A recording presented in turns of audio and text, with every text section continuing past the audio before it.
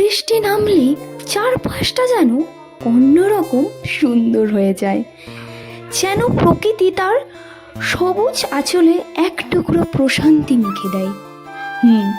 ঠিক কি তাই, কি বলো সবাই?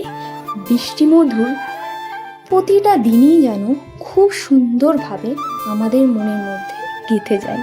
তাই সুন্দর এক মেঘলা বিকালে কিছু তো ভালো করতেই হয়, বলো? তাই পেয়ারা মাখার ভিডিও নিয়ে এলাম। তো চলো তোমরা দেখতে থাকো। তো প্রথমেই আমি সুন্দর করে পেয়ারাগুলোকে একটু সাজিয়ে নিয়ে ধুয়ে সেটাকে একটু ভালো করে কাটার জন্য বসে গেছিলাম। আর আমি তো খুব ভালো মতো কাটতে পারি না, তাও চেষ্টা করেছিলাম। আর দেখতেই পেলে কীরকম কি কাটতে পারলাম। তারপর তো পেয়ারা মাখার জন্য যে সকল জিনিসপত্রগুলো দরকার সেগুলো নিয়ে নিলাম, যেমন ভাজা মশলা, 2 রকমের লবণ, একটু কাসুন্দি, আর একটা নিয়েছিলাম কাগজি লেবু। তারপরে তো এগুলোকে মাখানোর জন্য প্রথমে দিয়ে দিয়েছিলাম একটু লবণ আর বিট লবণ, সাথে অ্যাড করেছিলাম ভাজা মশলার গুঁড়ি। সেটা তোমরা অ্যাড করতেও পারো, নাও অ্যাড করতে পারো, বাট আমার ভালো লাগে তাই অ্যাড করেছিলাম। আশা করি তোমরাও দিলে ভালো লাগবে, টেস্ট করতে পারো। দেন তো সেগুলোকে খুব ভালো করে মিক্স করেছিলাম। আর হ্যাঁ, এটাতে আমি একটু চিনিও অ্যাড করেছিলাম যাতে টেস্টটা আরও বেশি ভালো লাগে।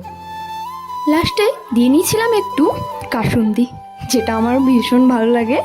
তোমরা প্রথমেও ভিডিও দেখলে বুঝতে পারবে। তো এর আগে আম মাখার ভিডিওটাতেও আমি দিয়েছিলাম, কারণ সত্যি আমার ভালো লাগে তাই দিয়েছিলাম। দেন সবকটাকে খুব ভালো করে মিক্স করে নিয়েছিলাম।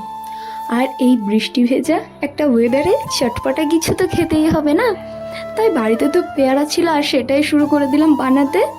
আর সত্যি খেতে তো অসাধারণ হয়েছিল, আমার তো বেশ ভালো লেগেছিল। তো আমি তো বলবো তোমরাও একবার ট্রাই করতে পারো। দাঁড়ো, তোমরা আবার আমার মতো এত কিছু নাও দিতে পারো। আমি কিন্তু এগুলো একটু এক্সট্রা অ্যাড করেছিলাম, যেমন ওই যে কাগজি লেবু আর কাসুন্দিটা। আর তারপরে তো বোনকে টেস্ট করালাম, আর ও তো খেয়ে বেশ ভালোই বললো। তো সেদিনের ওয়েদারের মতন বেশ ভালো লেগেছে। তো আজকের মতন এইটুকুই, দেখা হচ্ছে নেক্সট কোনো ভিডিওতে। ততক্ষণের জন্য টাটা।